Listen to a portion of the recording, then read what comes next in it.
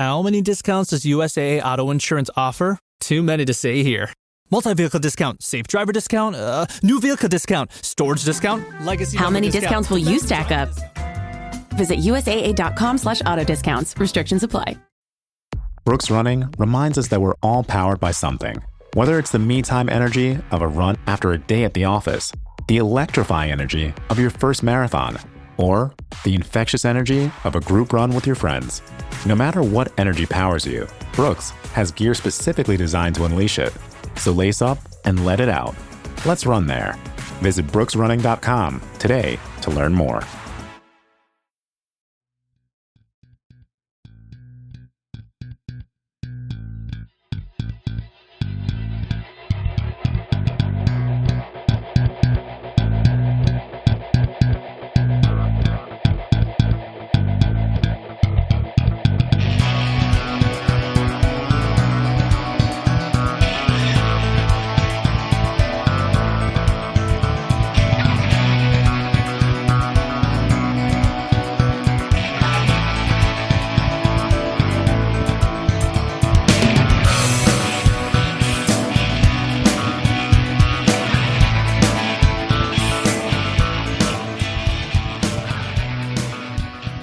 Welcome back to the Boundary Corner podcast, along with my partners, Brian Siegler and Jonathan Talley.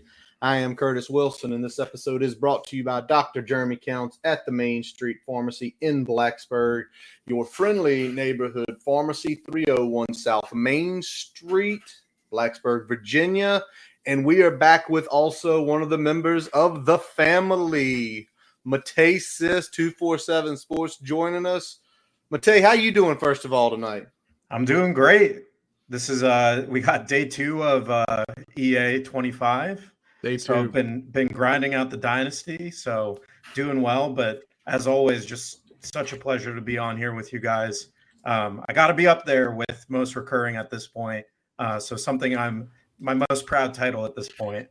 We have you on at least twice a season here, at least the last 2 to 3 years. So you're definitely up there with most recurring if you're not at the top of the list, man. Let's go. Welcome back. Always fun to talk recruiting with you. We have a couple other fun topics we get to chop up with you tonight. So really happy to have you back. Tally, how Yes, hot sir. is it in Alabama, man? Say what now? How hot is it in Alabama? Too hot. It's so hot they mess my Wi-Fi up every day. Every day? And burning through the Cat 5 over there. Yeah. No, man. We had a baseball tournament this weekend, and it was I think it was 97 is what it was saying. We played on 2 turf fields, and it was so hot that parents were moving away from the field, stepping back to try to watch the game because you could smell the turf. It's how hot it was. So our boys had to win 3 games to win it all. They did on Sunday. I don't know how. They looked like they was gonna fall out, but they toughed it out and ended up pulling the tournament out. So good times, man. But it's hot. Well, congrats to your son and his team with a nice victory there, Tally. I know, we know the trials and tribulations he went through because I think the last time Matej was on, he was still recovering from his injury. So it's great to hear he is fully back playing. And Brian, you said earlier, we got some fun topics after break, including CFB 25, which I'm the only person here that doesn't have a copy. Y'all do, so I'll let y'all talk about it. But we do have Matej on because we got to talk some recruiting because this staff has been on absolute fire since we last came with you. Last time we interviewed you was last time we saw y'all, we were interviewing Coach Pry. And after that, Coach Pry lit the barn on fire and got a bunch of recruits. So, Matej, we're going to talk with you about them. But let's reverse it way back. Let's go way back and let's talk about the portal additions right after the end of spring ball. Colin Schlee, Curtis Perry, Caleb Spencer. As you started getting the wind of each of these players, knowing their backgrounds, knowing their histories, knowing where they fit in the discussions, what is it telling you about this upcoming season and the way this staff feels?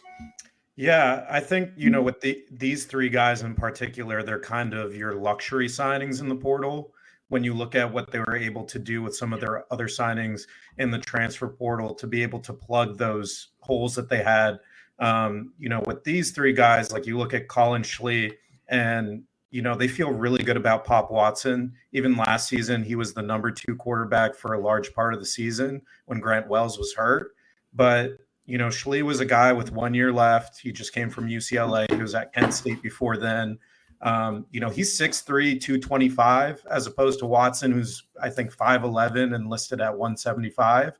So he's a guy, I mean, they're so confident in Kyron Drones that, if you think this team is going to be as good as expected, they're going to need someone in mop-up duty late in games to be able to take that load in the running game, to be able to, take some of those hits at the end of the game. And I think Schley is kind of like a gap year before Pop Watson really can take over for this program. Then you look at Curtis Perry, and that guy out of Alabama, I mean, just such a great recruit, and a guy that, the staff said, if we can take him, we'll take him. Like, this is a guy that will develop into a big time player. I don't think he has a huge role for next year. He could fight his way to that number 4, number 5 defensive tackle. But he's a guy that you're looking long-term with him.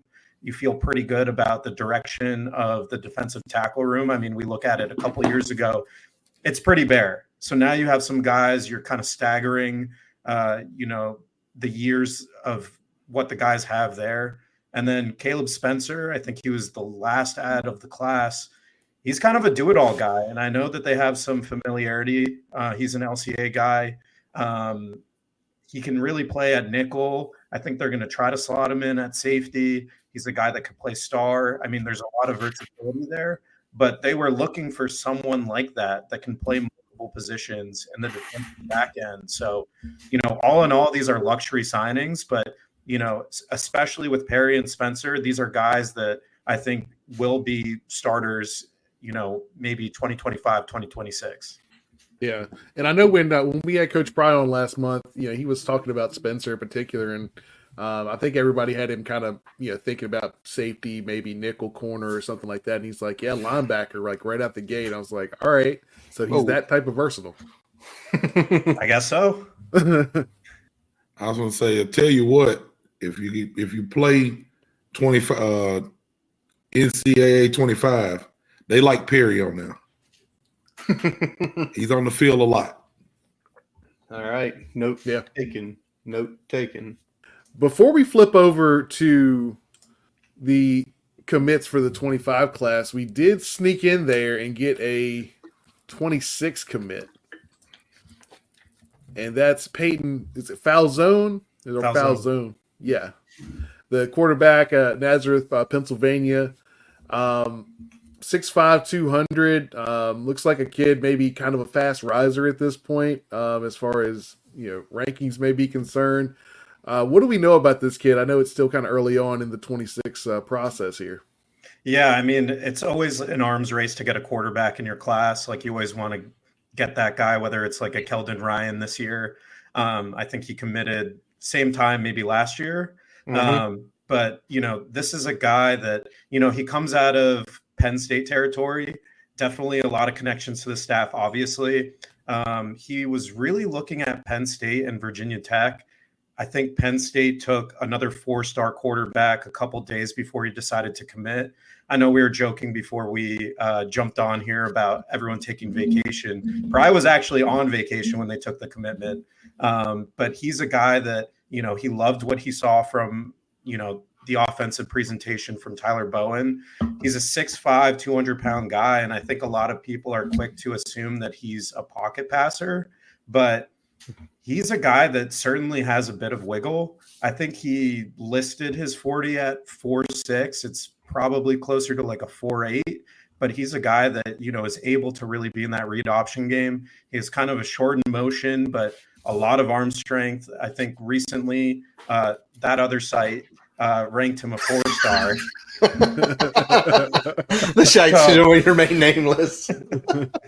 So, there's a lot of potential there. I think there's a lot to like about him. I definitely think he can fill into his frame, but he's definitely a guy that I think, has huge potential. And, I wouldn't say watching his film, he's like a perfect fit for the offense, but I think with growth, he can certainly get there. As his body kind of morphs into college shape, Like, I think he'll be better in the ground game. He's more of I wouldn't call him like he's certainly not drones in his running ability, but he's a guy that can, move in the pocket.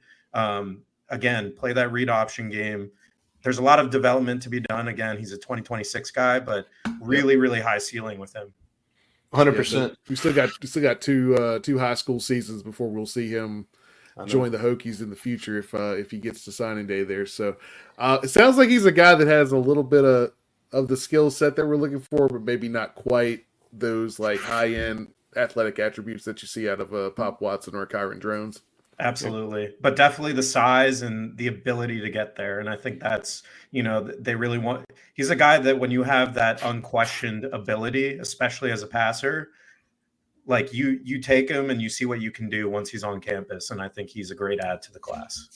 Yeah. And Matej, you mentioned having a little bit of wiggle. I think his sophomore season, like over 400 yards rushing on like 60 attempts. So it might not be the drones level or the pop level athleticism, but it's that enough that if it's in the read option game, that end has to stay home, because the second he crashes, he's going to take off for a 15 or 20 yard run. And it's like, okay, now let's flip it to 2025. And let's start with this guy, because this was the first guy immediately back on June 14th that committed. Christian Evans out of Stonebridge High School, Power up in Northern Virginia here, listed at 6'2.5", 280 pounds, rated as a 3-star, 88. Tally, you hear that? They got him at 247, has him as an 88 so far. Got to make that point, because y'all know Tally, he walks it like a hawk. But they better get it right. Sean Quinn, the primary recruiter, J.C. Price secondary. Tons of offers. I mean, you see like in Oklahoma, you see North Carolina, you see a bunch of different places. Penn State had interest in this guy.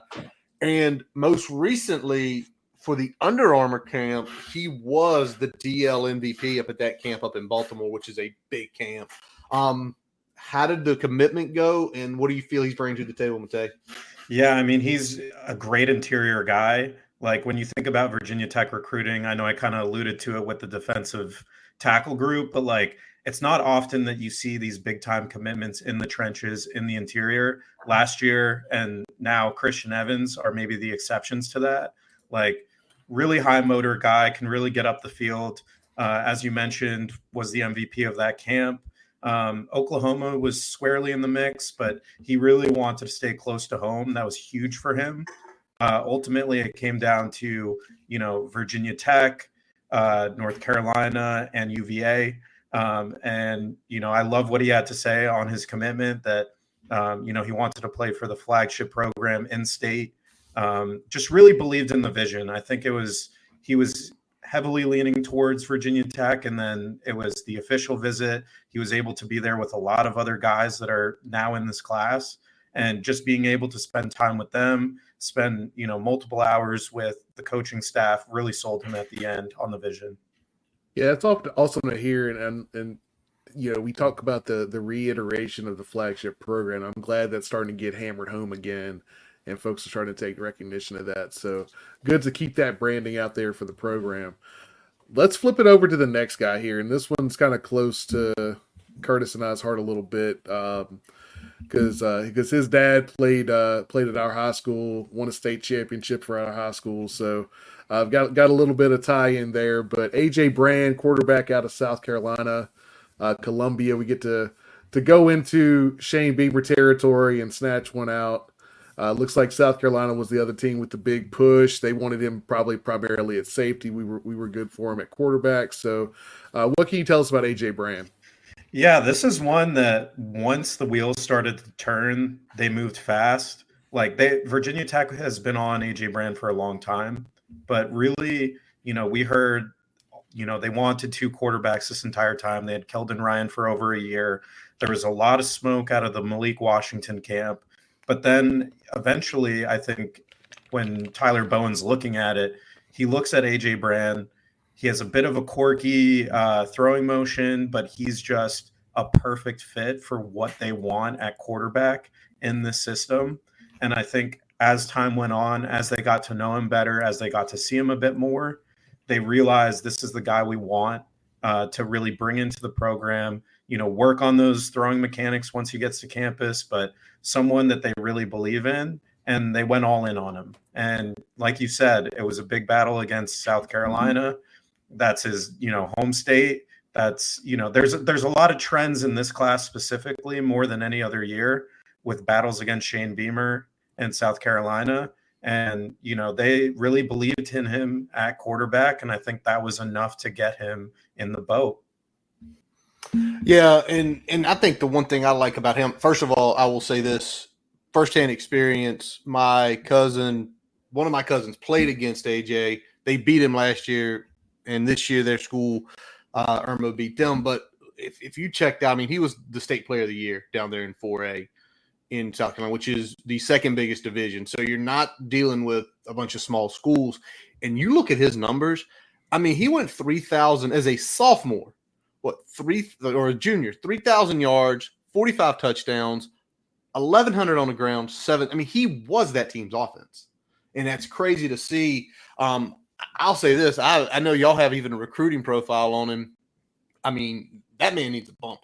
That man needs a bump from an 86 because you don't do all that as a junior in that level of competition. So, Matej, make the wheels turn. All right, I got a question since you brought it up. I didn't want to bring it up, but Curtis used the word bump. So I got a question. Bump. So, and this is just for a normal college fan, not a crazy Virginia Tech fan. If a young man commits to a school, is it harder for him to get a bump because he's not really actively being recruited? I know he may be still being recruited by other people, but like not actively going to maybe a lot of camps or, you kind of know where he's at. It's not as much publicity going to be on him in the recruiting ranks unless it's a flip in them. So is it harder for a player that's committed, earlier to get a bump like that? I think yes and no. Definitely with the camps. Like you're not going to go to camps once you're committed. You're not visiting other schools, hopefully. But at the same time, I think where the biggest bumps come in are those senior films. Once those come in, like I'm trying to think, who was it? Jaden Payout, who got like a bump from like an 84 to like a 90. And that was like late November of his senior year. So there are stories certainly of guys getting those bigger bumps senior year. It's a bit of luck as well. Like you got to make sure that evaluator has your tape and that you have some pretty excellent tape there.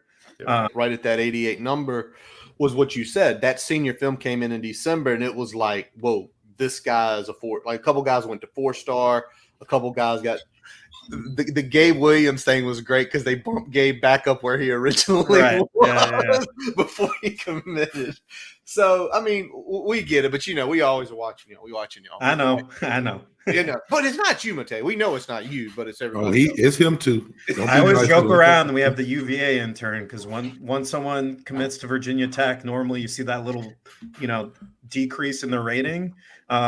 But it's funny because I think out of, all the sites, if you go to their individual profiles, you can see their historic rankings. Like you can see when they got the bump or the drop. So everyone's always checking that. Trust me. I get a lot of DMs about that. Yes. Hey, what's going on with these numbers, man? Christian Evans got the bump, a nice bump after he committed. A nice bump, and it puts him very close to the 89 4-star. All right, I'm going to flip. Let's talk to another guy. Let's take it back to the DMV. We're staying in the footprint, though. And one of the big ones, the DeMatha Catholics, Noah Chambers, linebacker, 6'2", 216. 86 is the star rating. Some solid offers. It's one of those we kind of always look at comes to linebackers and safeties. I see Pitt on there.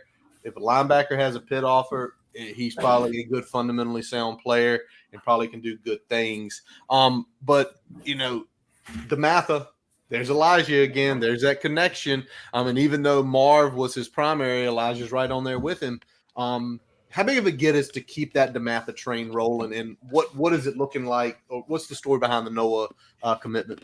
Yeah, so it's huge. You think about it, Dante Lovett, Emmett Laws. Now you got Noah Chambers. This was a guy that, was top of their board in terms of linebacker prospects from the beginning of the cycle.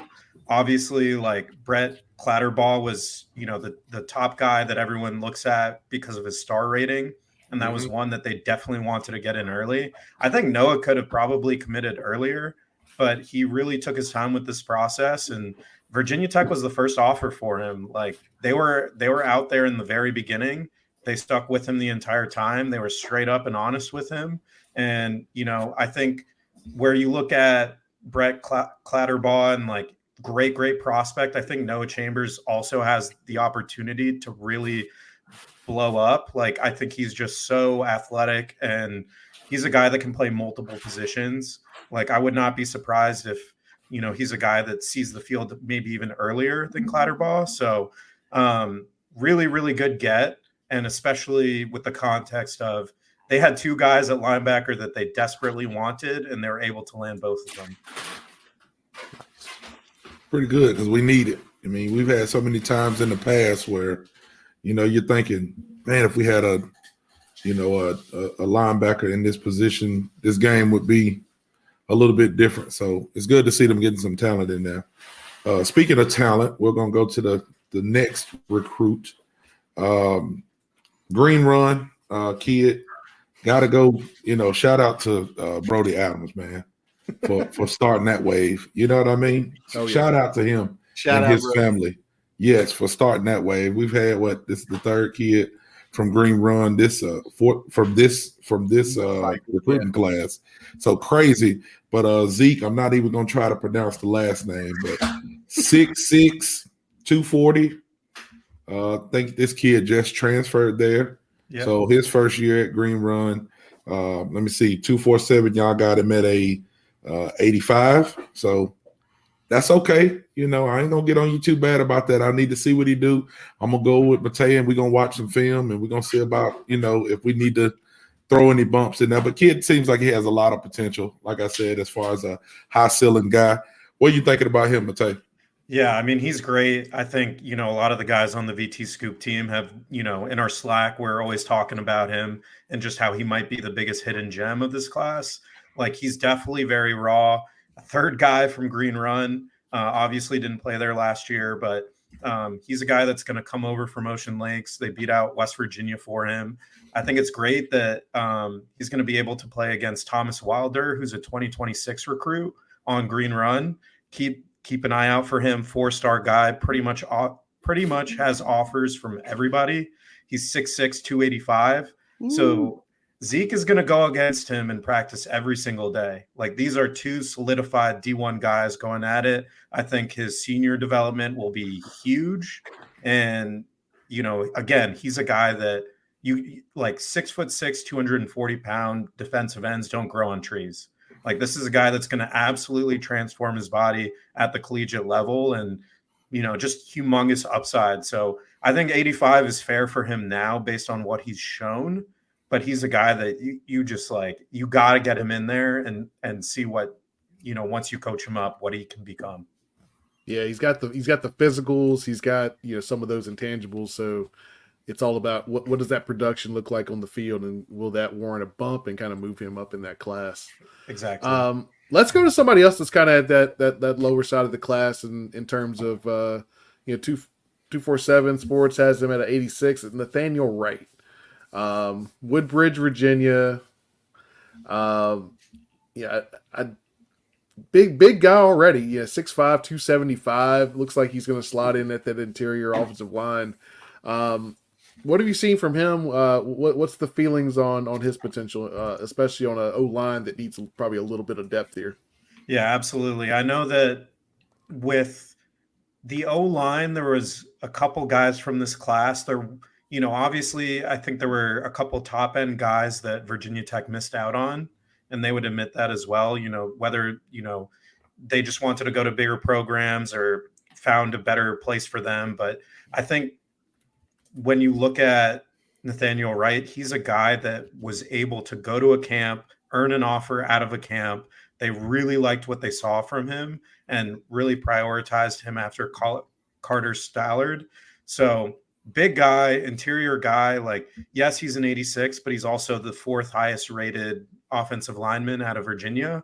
So I think that was another huge thing as well. So Just all around, I think, sometimes coaches really trust in their evaluations, especially when they see guys in camp. And I think he was a guy that kind of rose towards the upper half of their board just because they were able to see him in person and really evaluate him. Definitely. We're always looking for offensive linemen. Got to get Brian over there to show him some footwork. Brian's got all kind of records, man. So we got to show him how to lift them weights, man. They ain't lifting hard enough, I don't think. Right, Brian?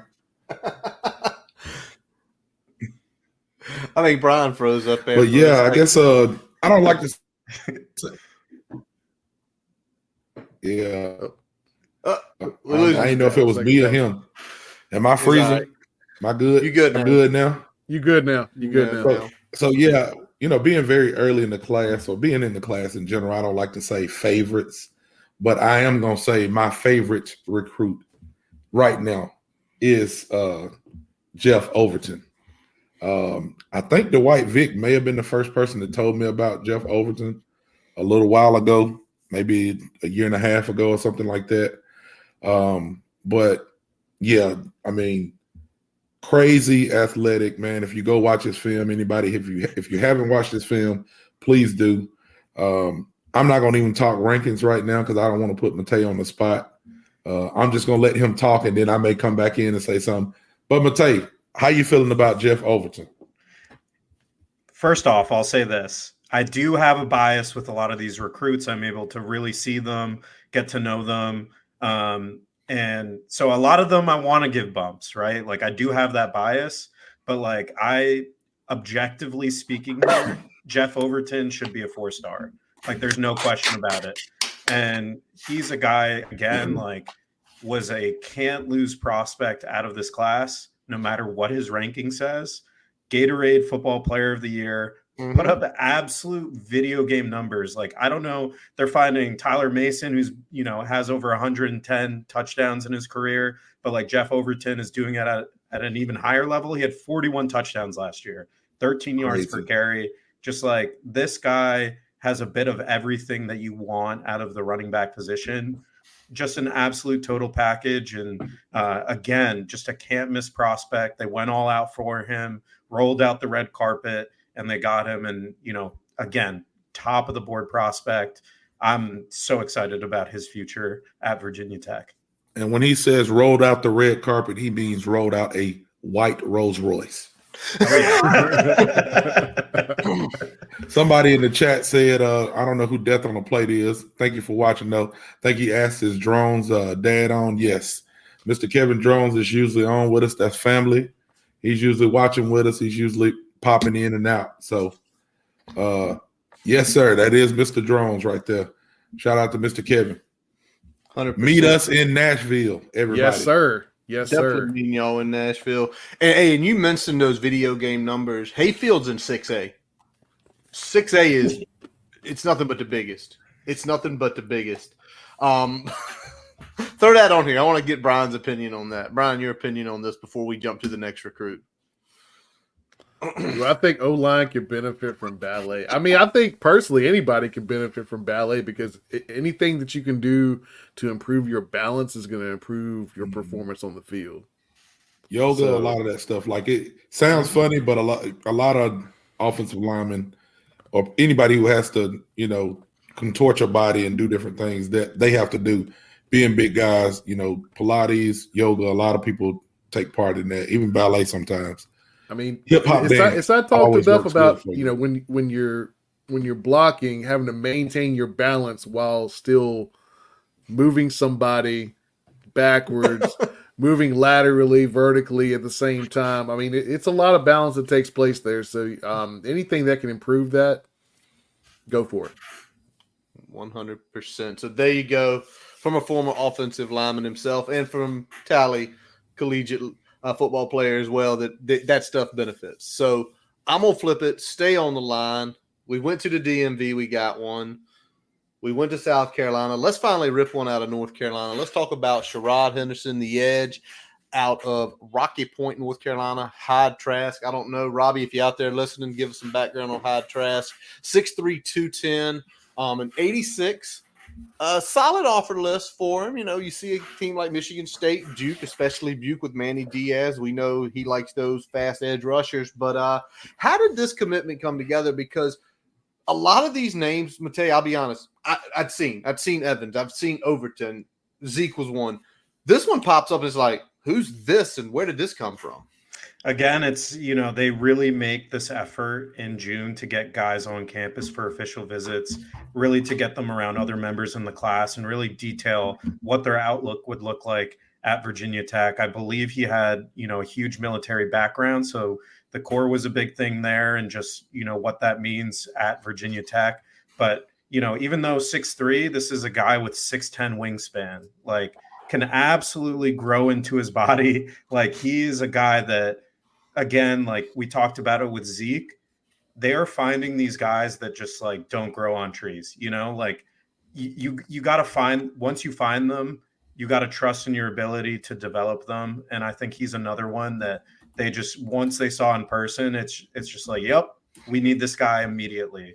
Like you're telling me he has one more season to play and then he's going to college. Like, are you kidding me? So another story there, someone that, sat down with Pry for about 2 hours, was not pressured whatsoever to commit, and just like loved the honesty of the approach. And at the end of it was like, what am I waiting on? Like, this is a place I want to be, and decided to commit. So some of these move a bit faster, some are slow, and then you get them on campus for officials. But yeah, this is a guy, I agreed with Robert there, like quick, very long guy. Another thing I like seeing too, Brian, we'll put this up here. Right there. Another coming from a playoff team. Coming like Hayfield was a good team last year. DeMath is always a good team. So a team in the state of North Carolina making the playoffs, right? Like, again, Price talked to us about it. Guys who win, guys who know how to do that, because that's something you got to learn. Sorry, Brian, I stepped on you, man. Hey, you're good, man. You're good. And like you said, I mean, winning programs is definitely something that Pry has prioritized since he's been here. He's prioritized the state of Virginia and hitting the footprint, but also prioritized pulling guys from those winning programs. So this is just a continuation of that. And I mean, when we look at the next guy we want to talk about, Matthew Alton, that was a big one. Big commitment. Athlete out of IC Norcom, Portsmouth, Virginia, hitting the 7.57. 4-star kid, you got to love that. 6 foot 200, kind of that ideal size. Tell us a little bit about Mr. Alton here. Yeah, I mean, he's a phenomenal player, and I want to shout out Evan G. Watkins just because he pointed it out. But I know we'll get to the other headliner of this class, but back-to-back cycles with the number 1 and number 2 wide receivers in the boat out of the state of Virginia. This is a guy that very seriously was considering Penn State, loved his official visit there, and I think honored his commitment to coming to Virginia Tech for his official visit. And I think it really helped out that Virginia Tech had kind of the last say in things there, because they really were able to map out a path for him, and he really believed in the vision there. So Virginia Tech lands an absolute stud with him. I think he's a guy that can really do it all at the wide receiver position. I know he's listed at athlete, but he's a guy that I think can line up in a lot of places. You can get the ball in his hands in a lot of different ways, and just an extremely versatile and proven player. So yeah, can't miss 4-star guy.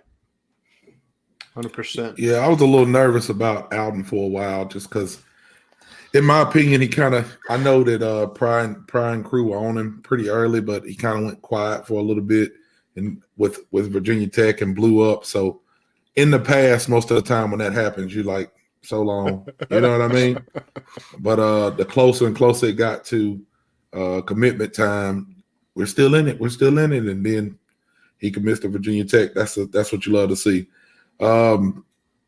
Speaking of that, again, can I just say everybody's my favorite? I said I had a favorite, but can I say everybody's my favorite? This is different, though. The reason this is different is because Michael Matthews, if everybody don't know, if you don't know him, that you've been under a rock. You had again with my son playing multiple sports.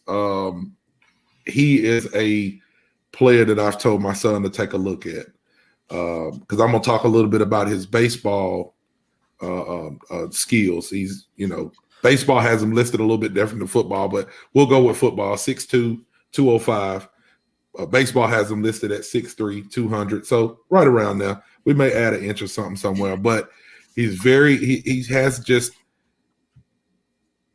the physical ability on the baseball field to be the best person on the baseball field every time he steps on.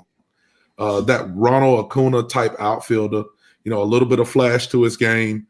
He moves really, really good in the outfield. His hit speed through the zone. He stays through the zone for a long time.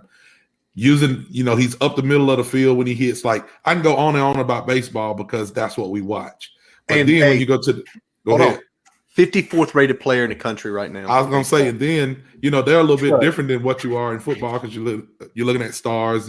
But when you go to Perfect Game and you look at his ratings and how he's progressed over the years as a 13-year-old, because they keep progression of, your exit velo and how fast you're throwing and pop times and things like that. Like, it's amazing what he's done in the couple of years that he's blown up to where he is. Now switch that over to football. I watched his commitment and listened to some of the things he says. And he says, football player that he looks up to is Deebo Samuel. That's kind of who he models his game after. And then you go watch the tape and you're like, okay, he don't mind taking the ball out of the backfield. He don't mind getting the short passes, making something happen with the ball. So, again, Michael Matthews, we're going to toss it to Matej. Y'all got what? 247 has it rated at a 92, right? 92. Yep. We're going to stay at 92 or we going up, but I'm going to pass it to Matej. We're going to pass it to Matej, let him talk. What are you thinking about Michael Matthews? Yeah, just from the football standpoint, like I know we talked a little bit about Matt Otten and now Micah Matthews, but like both these guys are listed as the 4th and 5th athletes in the country. Like, these are guys that are versatile in multiple positions. You mentioned the Deebo comparison. I think that's fair to say. That's kind of what he's been pitched on at Virginia Tech, a guy that can have the ball in multiple situations. Like, both of these guys, it's going to be a fun offense in a couple of years, but like, this is a guy that is just so dominant. The best player on the football team, the best player on the baseball team. Like, when we talk about athletes, we're not just like, multiple, like a lot of these guys play multiple sports, right? But this guy could potentially go pro in 2, right? Like, that's what we're projecting with a 4-star here. Right. And he's someone that really loves the vision at Virginia Tech. I think football being so important to him was huge because it really came down. I know Utah was in there as well in the mix, but he was going to play both sports in college. They gave him a detailed schedule, what that would look like at Virginia Tech. And UNC was on him for a long time. And you look at it historically, UNC is the better baseball program. Right. And a lot of people thought that if he were more serious about playing baseball, he is a pretty good option there in Chapel Hill. But as it turns out, the pitch for the football team for Virginia Tech really stood out to him. And he was very serious about that. And ultimately, that's why he chose to be a Hokie. And I think, just a great player. I think my favorite quote, he did a sidebar with Colby. He said, like, his favorite route is running a slant because he's not afraid to get hit. He's not afraid of contact. He's a big kid. Like, that's someone you love to have in the program. Not someone that's just, like, so athletic and so skilled, but someone that has the right mentality. And, I mean, I could go on and on about him. He's the headliner for a reason of this class. Yeah, so I'm going to ask. Oh, go ahead, Brian. Go ahead.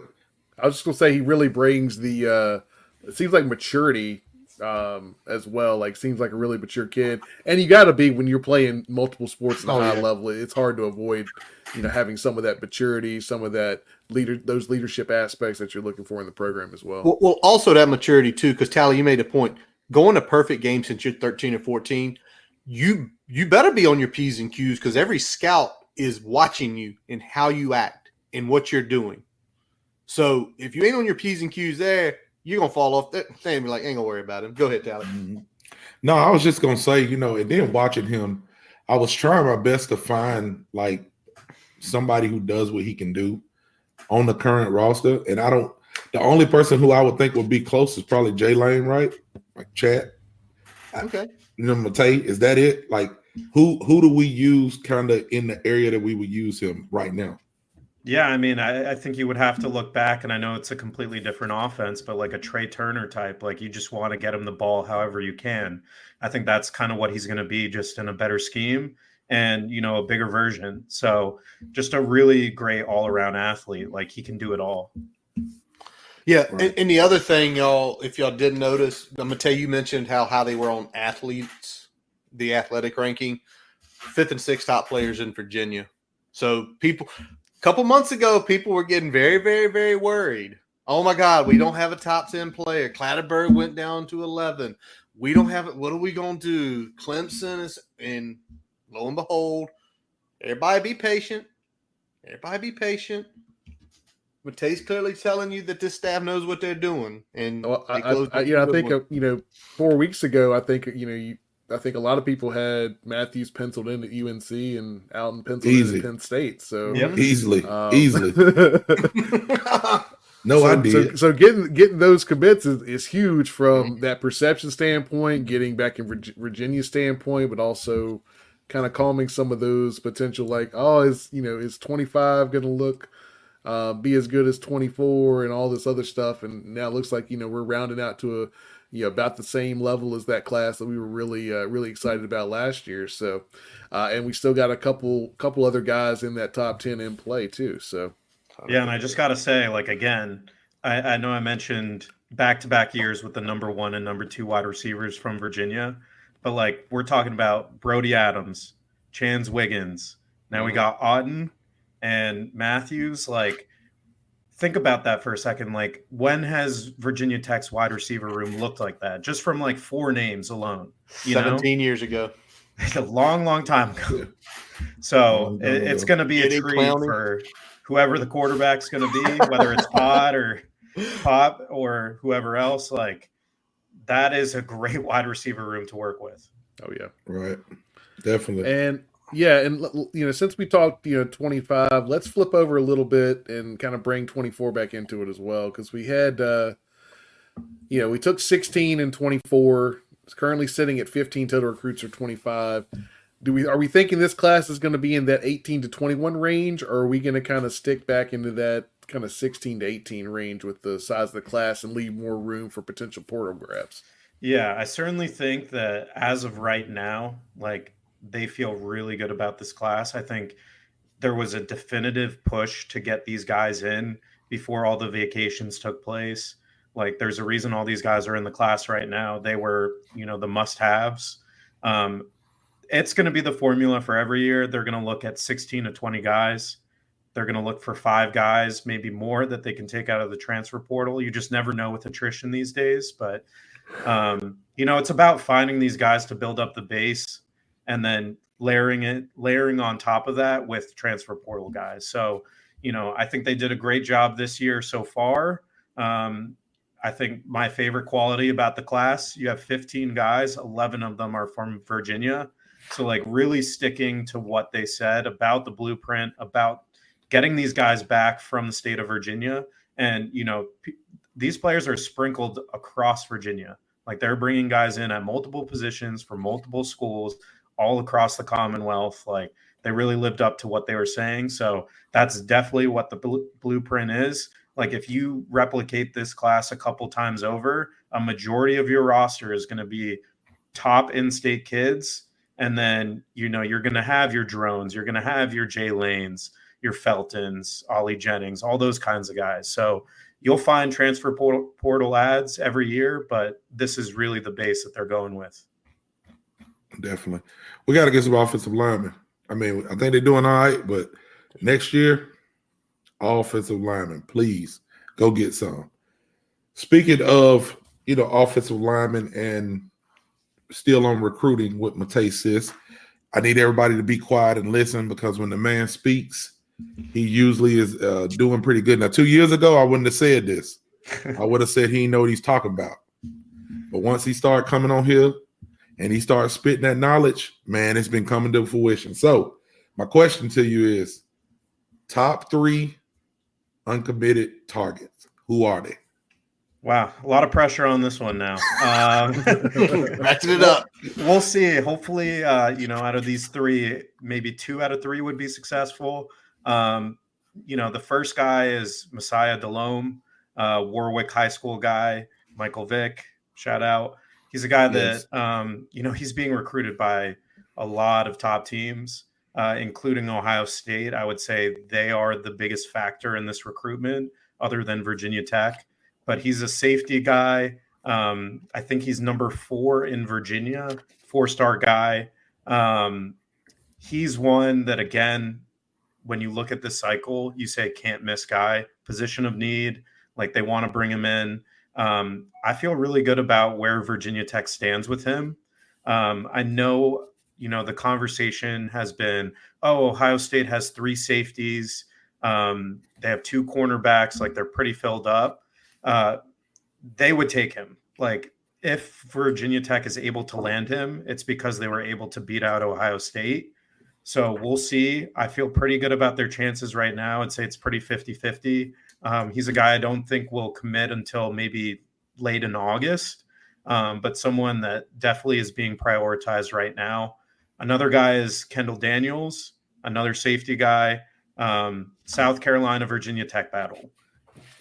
The story with him, everyone's saying, he's going to go to South Carolina. He's going to commit to them. Clemson's also in the mix there. But he hasn't committed there yet. And I keep going back to that. Virginia Tech has really worked on him. He's very high on Virginia Tech. He knows what the vision looks like. He's someone that I think could commit at the end of this month, if not early August. 6'3" guy, 210. Could be a really powerful rover style safety for Virginia Tech. They're really going for the history there. Again, they're fighting against Torian Gray and Shane Beamer. So it's a big battle there. And, again, Clemson's still in the mix, but he hasn't visited there yet. So it's going to be a tough couple weeks for him. I would say South Carolina is probably 25% favorites right now. But I keep going back to that point that he's still listening to Virginia Tech, and you never know until he makes his commitment public. So the last one that I probably feel the best about is Jan Kamaju, defensive lineman, 6'3", edge guy, another one of those freaks, super athletic. Now, the story with him, he is he's an absolute genius. I think he has like a 4.2 GPA, very serious about engineering, works in Virginia Tech's favor. Like he's a guy that Virginia Tech has been on for a very long time. Again, I think Virginia Tech is the favorite right now for him. I don't have a definitive time for when he's going to end his recruitment. I think it could be by late August, but just a huge guy. I know you said 3. Jordan Krim is another one out of South Carolina, 6'1" cornerback. Again, a lot of these guys are in the secondary. I think they really want to bolster the numbers there. Someone that camped and they really loved. He has kind of a scattered offer list, but Virginia Tech is very much on him. And he's, kind of a plug and play guy, so to speak, that, he just does everything that Cheetah wants out of that position. So those would be the 4 guys I would put at the top of the list. And I think, that would put Virginia Tech in that 17 to 20 range. Okay. All right. So you're still feeling that's the way you want to be. That's what, yeah. In this day and age, that's exactly the way you want to be. I want to throw this. This is not part of it, but it's a good question coming from somebody out here. RSD Man 97. And how important it is to having a good year to keep the guys in the boat. Well, I'm going to give my opinion on this first. Y'all, we're ahead of schedule. We weren't supposed to be having the conversations we're having this year about 9, 10 plus wins, compete for the ACC, backdoor chance at a playoff. We're ahead of schedule. So regardless what happens this year, I don't think it matters. I don't know if y'all's opinion on that, but that's my opinion because we're ahead of where we had 3 wins a few years ago. Yeah, I will say, you know, winning matters. You know, you want to see your team go and Always. you want to see your team go and put on a good showing, no matter where they play and who they play. You want to see them win big games. You want to see them win the games that they're supposed to win. But I think, you know, kind of to go with what Curtis is saying, if you listen to a lot of the interviews with the team, like Virginia Tech hasn't won anything significant in a while. So what you're selling to recruits is we're building. You know what I'm saying? So a lot of recruits say they're building something special there. I want to go there because they're building something special. So yeah, you want to see the wins, and winning is important, but I think that for some reason, if things go to hell, I think you still have where if we would have had this player here, if we would have had you here, I think Pride kind of has that down where he can pivot and let recruits know what they're missing to what happened. You know what I'm saying? So that's kind of my opinion as well, Curtis. Yeah, I think it's right there in line where as long as you're not taking a demonstrative step back in 2024, right, I don't think you're really at a big risk of something like that. So I think everyone wants to see the 9, 10, whatever wins, but I think 7 or 8, especially in the if you're talking about regular season wins, probably gets you back in that same, that doesn't hurt you. With this class. If you do that another 1 or 2 seasons after that, that's when it would start hurting you with future classes because you're not taking that next step. But I think as long as you kind of stay on the current trajectory and don't take a step back, I think you're pretty good to go, at least with this class. And I'll say this too, like you think about last year, most of the class, like this cycle, was pretty much set in stone before the season rolled around. If you remember, by week 4, there was some scary talk on the timeline. Like talk that was making its way to recruits, talk that other schools were using as leverage. And in total, there were 2 decommits last year. One, Mensa, was because he always wanted to go to Ohio State. The second one was because Georgia came rolling around for Barnes, and that was his dream offer. Eventually, he goes to Syracuse to follow Ferran Brown, but like those 2 things are happening regardless what happens on the football field. Right. Those were the only 2 decommitments. Everyone else, like there were some really rough times, and they stuck it through. Like these guys, when they say they're in, and when the staff accepts commitments, it's because they know these guys are going to be in. So yes, you occasionally see a decommitment, but like I would not worry about the on-field product as a result. Yeah, it's those are 2 commitments where space in another place opened up that wasn't there when they committed. It wasn't that, oh, I'm panicking, so I'm going to take this offer that's still available. 100%. 100%. Yep. All right, one last question, and this is not only for Matej, but all 3 of us as well. But right now, one player in the state of Virginia, and I'm going to stick to Virginia so we ain't got to go through all the offer lists and all this stuff. If y'all don't have the list up for Virginia, it's in our chat here amongst us. Matej, one player in this state that's already committed that you say, whatever reason, position, who they're committed to, I want to flip that player to make a statement. Okay, if we're sticking with Virginia, I gotta go with Caleb. I gotta go with Caleb Williams. South Carolina commit on the defensive line.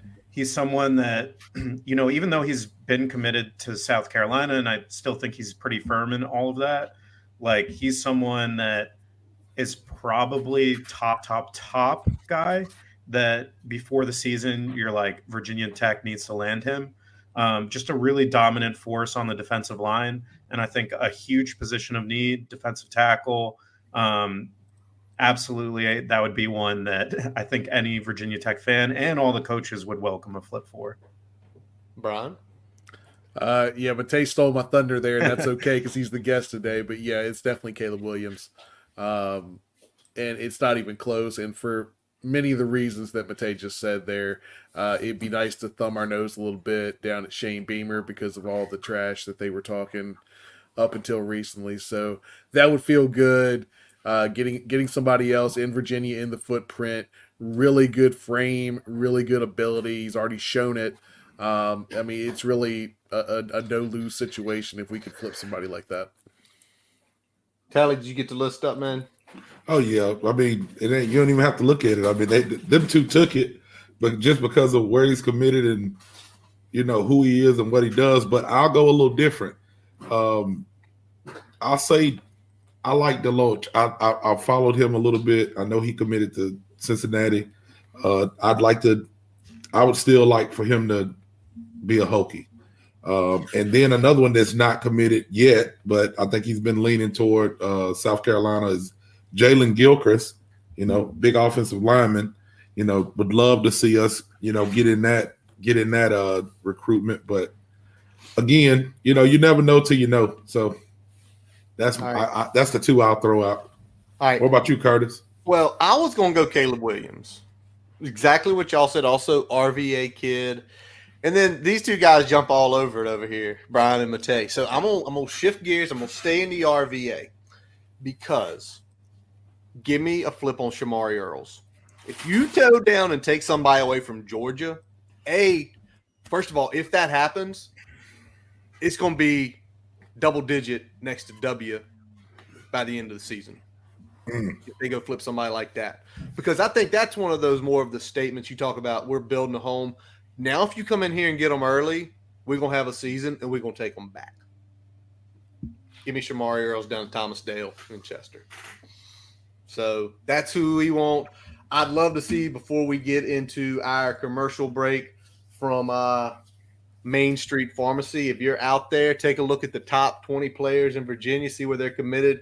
Who would you want to flip to the Who you want, chat? Let us know, man. Who you want? Robbie? Tell us what it is. RSD, Thomas, who y'all want to flip? And we'll show those up as we go into the second half. But right now, quick break from our partners at Main Street Pharmacy. I can probably save you a lot of money, and I can take a lot better care of you. That's pretty much it. My name is Jeremy Counts, and I'm a pharmacist. I own and operate Main Street Pharmacy here in downtown Blacksburg. My brother's a pharmacist, I'm a pharmacist. Shaq here, spinning fast-acting pain relief with Icy Hot. Ice works fast, heat makes it last.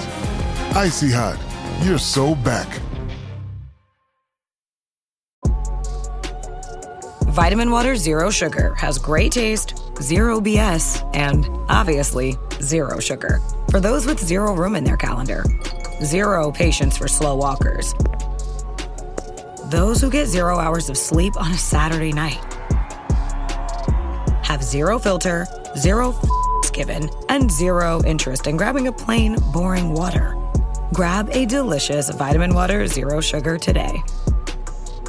My uncle's a pharmacist, my dad's a pharmacist. I remember he would give me M&Ms to count in little pill counters. This is just something I've always done, and I'm just lucky that what I know so well is something that I can do and feel good about it and give back to people.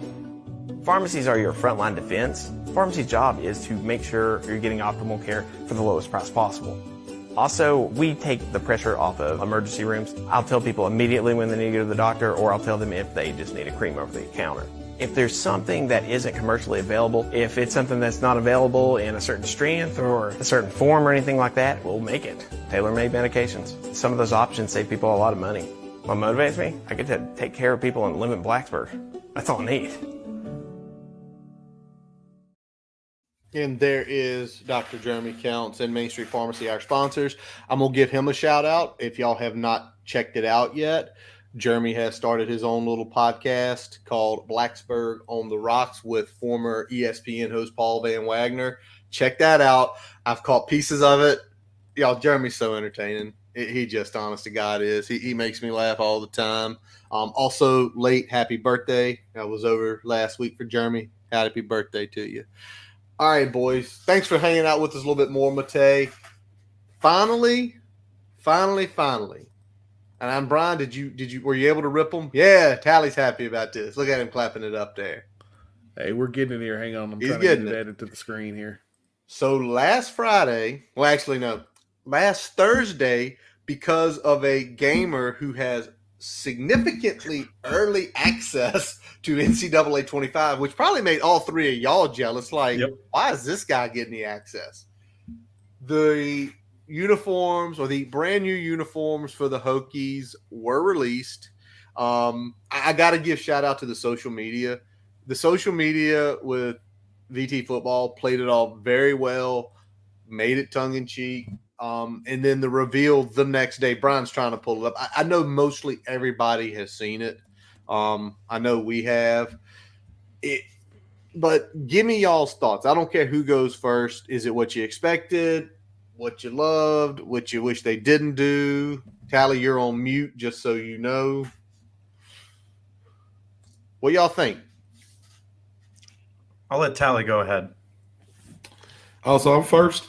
You first. Oh, okay. Well, I'm not going to lose my mind if that's what everybody thinks, because we did get the right color.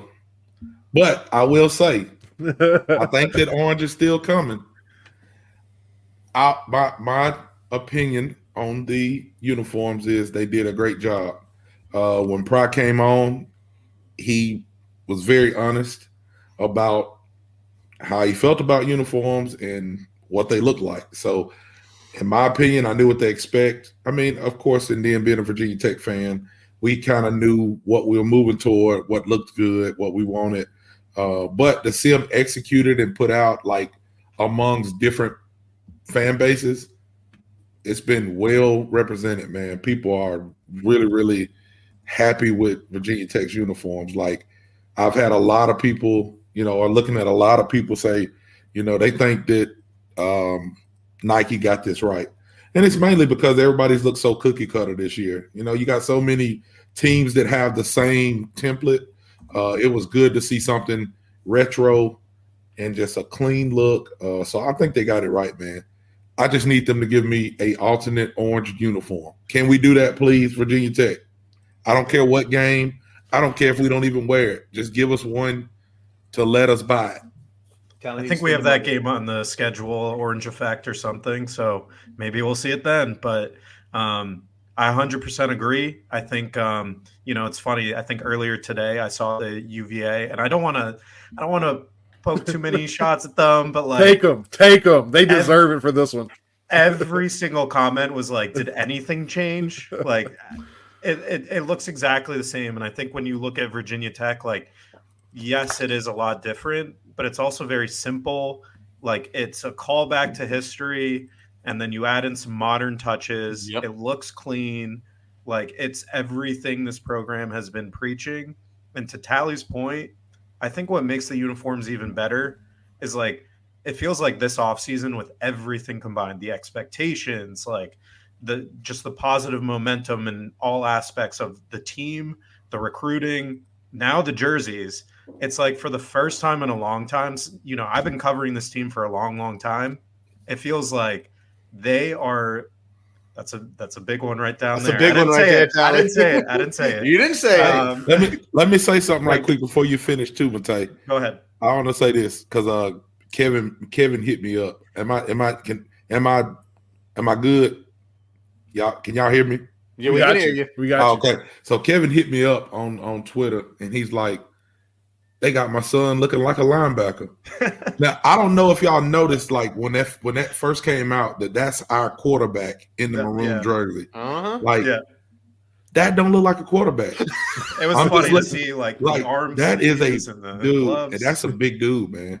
Like, that was our quarterback in the maroon jerseys, and I thought that was cool. I mean, like, just the reveal that they had was perfect. Like, the pictures were great. But anyway, Matej, I'm sorry, I didn't mean to cut you off, but when Kevin popped up, I thought about that.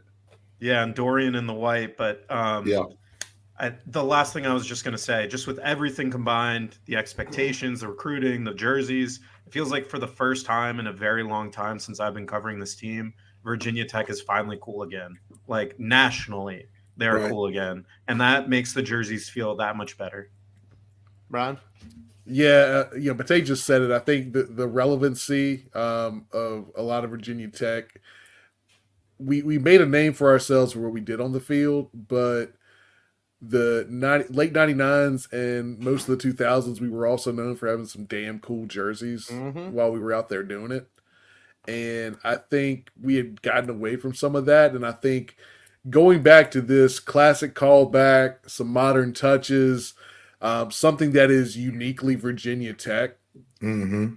I think was really important because, I think if anything, we wanted the shoulder stripes gone, but if they had rolled out with that like basic ass Nike template jerseys, we would have had a fucking cow, even though it was something new, and we probably would have liked them more than the shit we were getting rid of. We would have. We would have pitched a bitch if we came out there with those like generic ass double stripes on the bottom of the arm jerseys this year. So they got it right. They knocked it out of the park. Anybody can quibble here or there with details here, details there. You're going to have people saying something, but even as Robbie. far as top to bottom, I mean, it couldn't have got much better for me. All right, there's two things that I love about this jersey. One, the Hokie Stone on the inside. That is unique. Nobody else has something like that. The white is iced out. It looks beautiful. The maroon harkens me back. I always go back to those mid-2000s, all maroon everything. But what did we keep saying? We kept saying, get the arm patch right. That arm patch looks beautiful. That arm patch with that orange numbers. Tally buying jerseys just so he can get the orange numbers on there. I already got one. I already got a Vic. The one that I got signed by Vic is the white one. Is the white one? With the orange numbers on the sleeve. So, yeah. That's what they got right. Love it, love it, love it. All righty. So that got revealed because of EACFB 2025. And I'm going to just sit this one out for a couple seconds. Y'all been playing. Y'all have at it, boys. Matej, you the guest, and you said you got it, so we got to let you go first. What you think? Just for a little context, like, I could not be more excited about this game. Like, I've been grinding it the last how many hours, 20, 30 hours by this point. It's crazy. But like, I was the type of guy that was like downloading those updated rosters, like off the dark webs. Yep. Like I was playing NCAA revamped, if anyone knows what that is. Yeah. Like, I was finding any way to play this game before this one came out. Now, there's a lot that's changed. The first game, Dynasty mode, I loaded up with UConn, trying to build them back. But threw 7 interceptions in the first game on All-American. 7. Oh, yeah. So it is a huge learning adjustment, but the actual feel of the game, like it feels very college-y. I like the updated, like just everything, like the pageantry, all of that. Yep. Like Hokie's coming out. I know it's like a slightly altered version of Enter Sandman, but like it's so sick. Yeah. And it's just like, I'm going to be like, there's a million options to play this game, like with a million different teams, get to know like what makes that program special. And I'm like most excited to figure that out. And the recruiting has been great. So I don't really have any negatives other than my gameplay needs serious improvement right now. Yeah, I came out of the gate pretty quickly with that. I jumped on it right at 4 yesterday. Grinded on it for about 3 hours. I only got about a little over 3 hours today, so I haven't been, kicking it quite as much today relative to the time I was awake. But I like that it is, and I think this was the biggest ask most people had, and Matej, you already touched on a little bit. This is not a Madden clone with college jerseys. Right. This feels like a college football game. And I think that's the biggest thing that I like so far is that element. The recruiting is good. I think it's a lot deeper than what we got the last time out. Obviously, you got the portal in there now. You got NIL when you're doing the road to glory. So that like the things that you want to and the things that you look for in the game are there. I think from a game day presentation, I would want to like ratchet that up maybe for next year. Throw in some of the ESPN stuff or some of the things on some of the other networks as well. Whether you get some of that production in there, I think that would kind of increase the game day experience, opening of the game, the halftime stuff. But I think just the feel of the game definitely it feels like a college game, and again, over 12 years in the making, so it's nice to have it back. Yeah, definitely. So I'm like Robbie, I'm still waiting on my copy. I got to pick it up Thursday night. I got a disc copy on my PS5, and they sold me with a locker and all this different stuff that comes with it. So I'm like, you know what? If it ever goes away again, can I sell it and make some money? So yeah, let me just do this. But my son has the Xbox, so he wanted it, so we got it on his Xbox for him. And I didn't play a lot yesterday. I just opened the game. I think it was we were playing Virginia Tech versus North Carolina State, and it is different. It is very different than like when you put it. You better be prepared to know what you're doing because you was gonna throw picks. You're not just gonna get out there and run for it. I mean, if you got it on your got your settings right. I mean, I guess if you put it on, freshman, rookie, whatever, you do what you want. But if you're playing All-American, like you got to get your mind right because they coming for you. So the one thing I noticed with playing with Virginia Tech is, I mean, got a lot of. We talk about it all the time because we're Virginia Tech fans, but like to see it on the game, it's a fun team to play with. Like there's people who are not Virginia Tech fans that'll look at that team and go, oh, okay, they got a nice stadium and stadium noise is good on third downs and home field is great and uniforms look good traditions there and you really do have some playmakers on the team. So on the offense and defensive side of the ball, so it was good to see and just being in the game was awesome. And it brings you back to football. I mean, you took everything away from us. I mean, we didn't have college football for a while. I mean, you took away what's our show that comes on that they stopped making Last Chance U. We usually we'd be watching Last Chance U around this time. That's gone. So bringing college football back was a great way to get people to stay in the house and not go out and kill each other. You know what I'm saying? I mean, July used to be all about preview magazines and NCAA. Oh yeah, and we got them back. And now you got Matej grinding and killing 10-year-olds. Yeah, killing 10-year-olds online. Throwing 7 picks a game. Hey, they're killing me. We got 10-year-old was gas, man. Kevin, he came right for your neck. Do you know how cool that is, though, man? I seen Kevin post had a post on, I think it was on Twitter that I seen Kevin post, and his sons, like I got a couple of friends that are doing it. I got one of my guys that's here that I sold cars with. His son's at USC. He went to Georgia State and then transferred over to USC, Southern Cal. So, somebody like Kevin that's playing the game, your son is in this game. Two kids. Two sons. Jeremiah too. You know what I'm saying? You can't call them kids, like grown men. Like he's playing with his kids, playing with his sons on the game. Like that's awesome to see, man. Another one of my buddies, his son's at Kennesaw State. He's a cornerback. I seen him posting some stuff. And then my cousin, he's a high school coach, and he just had screenshots of all of his kids that he's got kids at high level programs. He got kids at Ole Miss, Clemson, Tennessee. He's got kids all over right now. So I seen him posting like clips of them playing with each other and them playing with themselves. And that's just awesome, man, to be able to get back to that and just distract you from all the bullshit that happens in the world that, that people are tired of. Like, it's just, it's awesome to see, man. Like, I'm so glad it's back and I'm ready for the real thing to start. Damn right. Yep. And real quick, just so y'all know, Brian's low key in it because Brian doesn't work on Friday.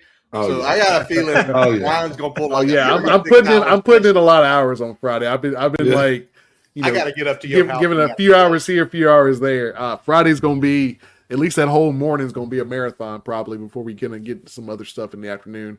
But man, it feels so good to have it back, man. Well, it's just. Well, let me ask y'all this because it came out a few days, I guess a couple weeks ago, and they were doing the toughest places to play. Texas 17. And y'all are now playing the game where they're saying like they got A&M at 1, Ugas 5, Swamps at 10. Is it? I mean, Matej, I think you mentioned it about having like the atmosphere of Tech, like this is real. Does that come across in the game? Like if you were playing LSU in Death Valley, like the controls are different. Like you try to hike the ball, like I'm pressing X, hike the damn ball. Is that something that's showing through in the gameplay about the toughest places? So I haven't played like the top teams yet. Okay. So I'm sure I'll discover that soon. I did see, I'll probably throw 9 picks, but I did see that list. I I mean, there's a lot of places on there. I think, Tech definitely feels good. I mean, I was playing as Tech, but it feels great in there on third downs on defense.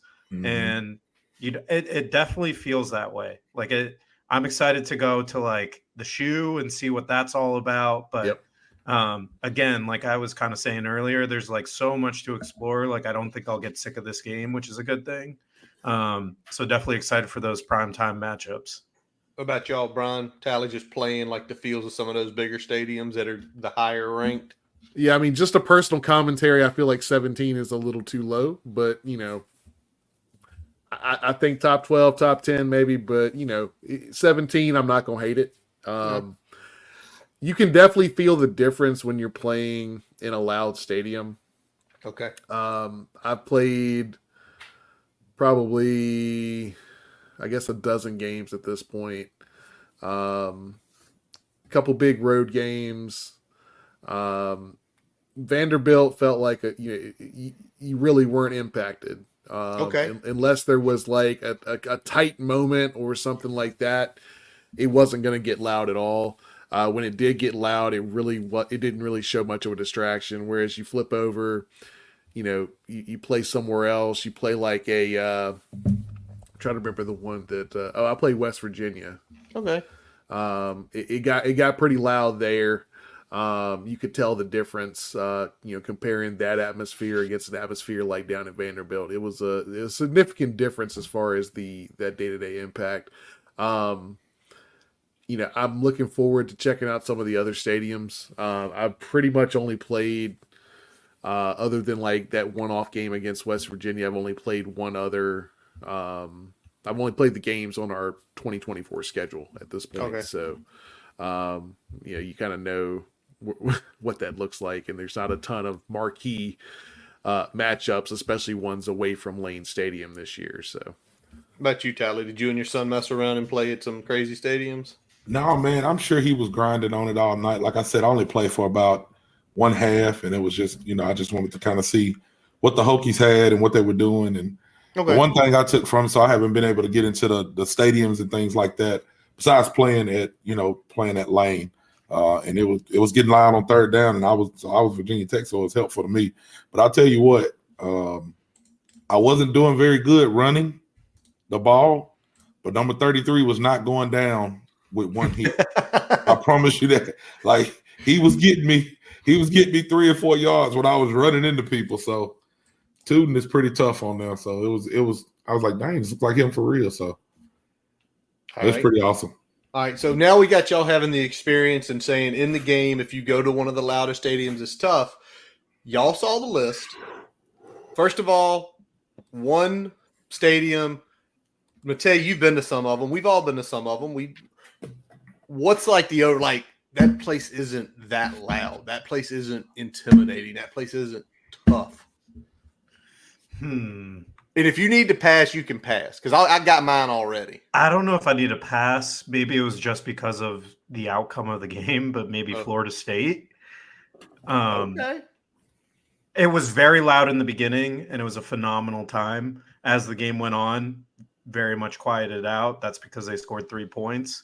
One thing I was shocked, though, that I didn't see on the list, unless I'm completely missing it, is Washington. Where's Washington? Are they on there? I don't think so. They are not in the top 25 though. So that's your too low. Washington could get insane up there. I think that is one of the most underrated places. I've never been there, but sometimes when I'm missing football enough, I will go on those videos to see the fan bases screaming and shouting, and Washington is always up there. So I was kind of surprised not to see them. Honestly, both of the big Pacific Northwest teams are too low, because Washington's not on here and Oregon's at 11. Dude, yeah. Who's too high then?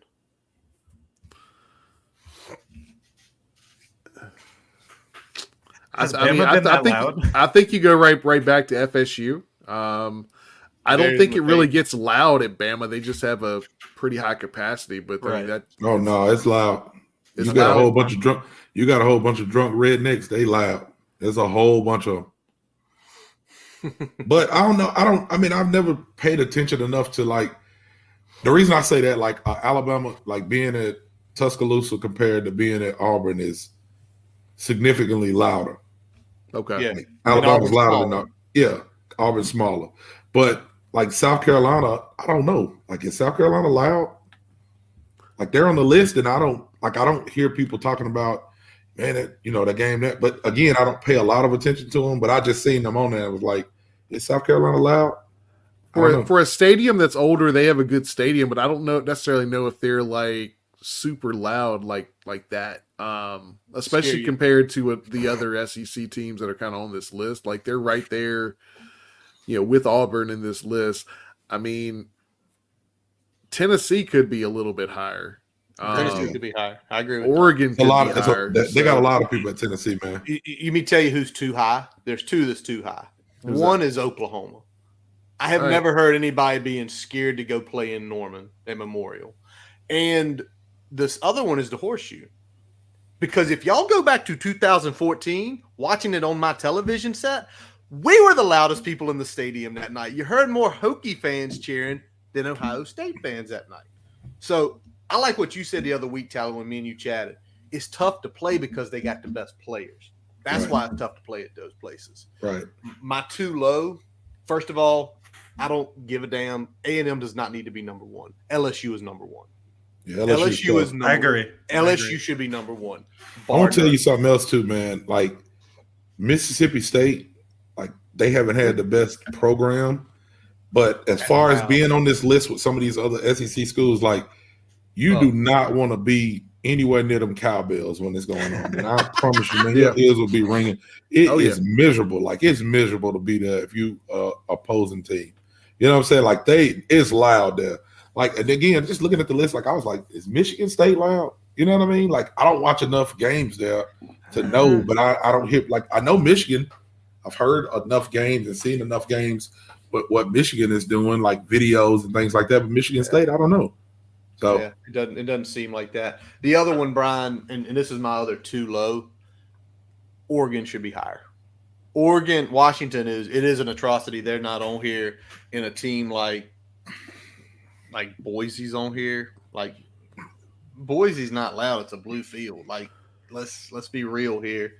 Boise's another one that, like, it's loud for a G5 program. Yeah. Historically a G5 program, right? So it's loud for that.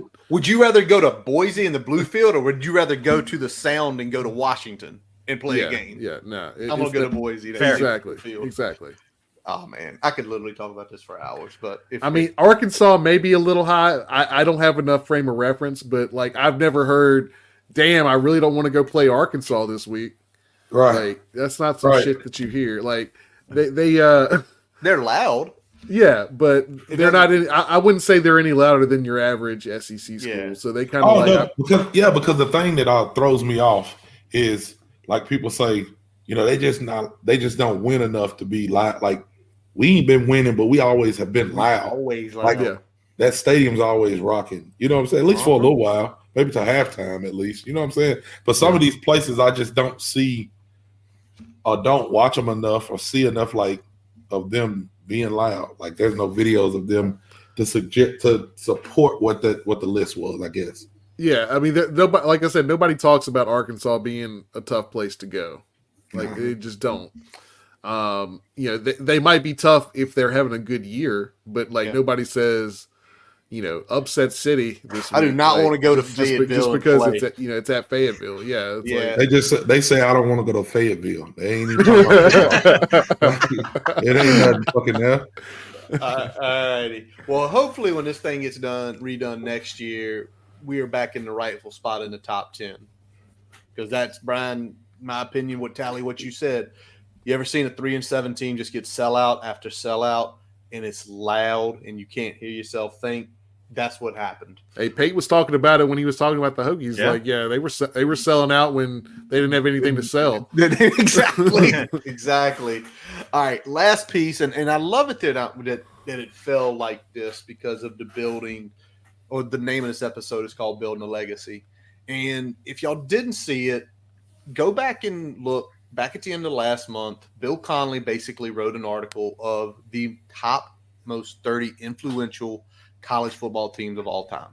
And I mean, you start looking through this list, you're talking about like 93 Florida, like the years under Spurrier when fun and gun started, the swamp became prevalent. You're talking about 19 LSU. You're talking about 86 Miami. You're talking about some of the teams like BYU and some of the Bama teams. And lo and behold, at number 20 is 1999. We did not win a national championship. We played. And when I saw that and where we sit right now and where we were, what we've went through, and you see that pop up, and especially this whole thing, the recruiting momentum that Matej talked about all tonight, college football, ESP or EA CFB coming back, and damn, Tech 17, we're one of the toughest places to play. It's, I don't know.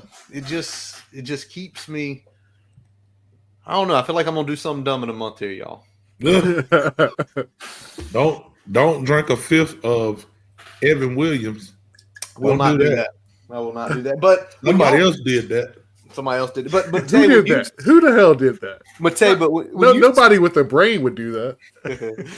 But Matej, when you saw that list come out and you saw that and everything else going on, what was the first thing that come through your mind? I mean, it's great. I mean, I know it's maybe a little crazy to put in the context. Yeah, they played in a national championship game but didn't win. But when you think of like what the entire fan base has been dreaming about and like how that's kind of transcended what Virginia Tech is to the college landscape, like we have our jerseys based off that year, you know, like that is our influence.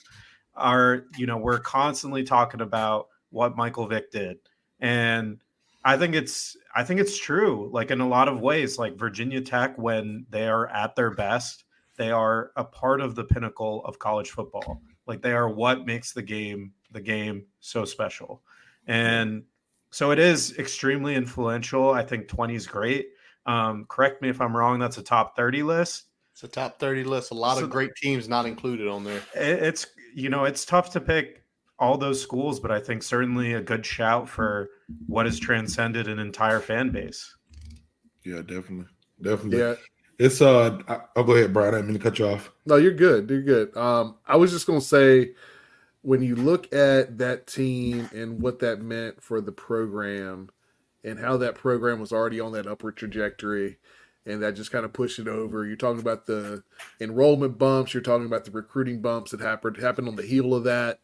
And Matej, you touched on it, and Sheldon and I actually were on a podcast earlier this week, talking about teams that have a puncher's chance to make some noise this year. And one of the things that they were talking about and that I hear all the time, and it's such a compliment, is that college football is more fun when Virginia Tech is good, even for fans of other teams.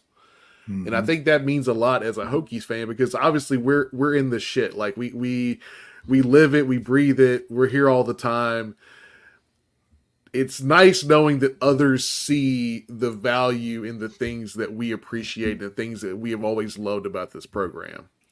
So seeing that getting celebrated a little bit and bringing some of that national relevance back has been good, and it started with that team, and that's why that team is influential. Tally.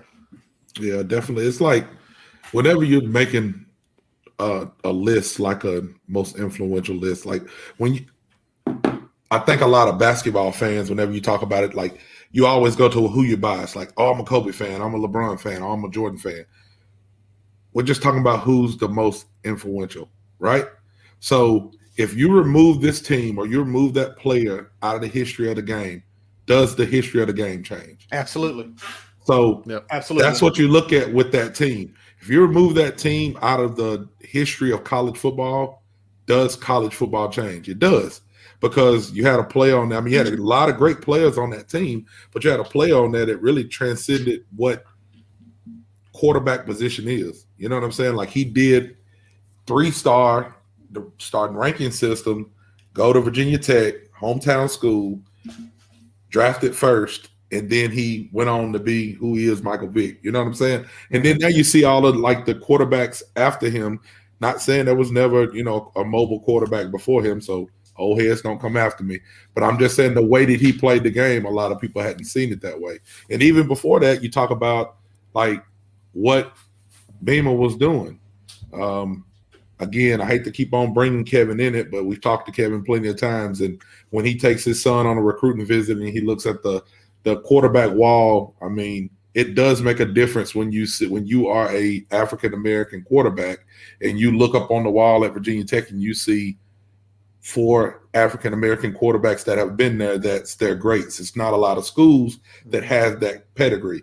Frank was great at doing that. He was going to put the best on the field. And that's what that team was made of. Whoever the best is, it don't matter where you come from. It don't matter what your ranking is. We're putting you on the field, and we're going to go compete with the best. That's what that team was. That's what Virginia Tech has started to get back to.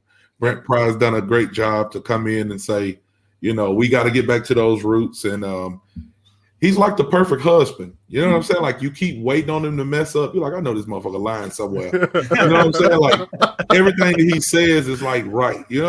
But he is who he is. Like, everything that he said when he came in, like, you got to go back and go, like, he stuck to it. He stuck to his roots. He stuck to, the recruiting footprint. He stuck to what he says about the uniforms. Like, again, I know I'm getting off, but talking about that team and then leading it into what we see now, it's nostalgia. You know what I'm saying? And, like, again, me being here in Alabama, everybody says the same thing. Like, we'll be in the office and everybody, college football's coming up, man. We can't wait to be. Who's your team? Oh, Virginia Tech.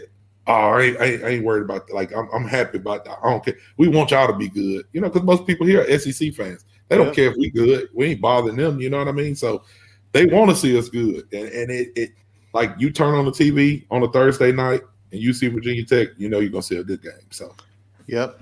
All right, I'm gonna end it right at that because you put a great cap on it. Fired up. Yep, fired up for the season. We are getting in at 6 weeks away. Matej Sis, we appreciate you joining us tonight. And that is going to wrap up this episode of the Boundary Corner podcast, brought to you by Main Street Pharmacy in Blacksburg. I'm Curtis Wilson. I'm Brian Siegler. Jonathan Talley. Matej Sis. Visit our website, boundarycornervt.com, to listen to all of our episodes, newly in our merchandise shop as well. While you're there, follow us on Twitter, Facebook, Instagram, subscribe on YouTube. All of your favorite podcast sources, put in Boundary Corner, you will find us. I'm going to put this up here because Andretti, one of our listeners, looking for game tags. So if you're in the chat, put it out there. Brian might have to create a BCP homepage or something for NCAA college football. Got to get all the game tags, right? We got to get our dynasty together. We'll play some online dynasty here. Nice.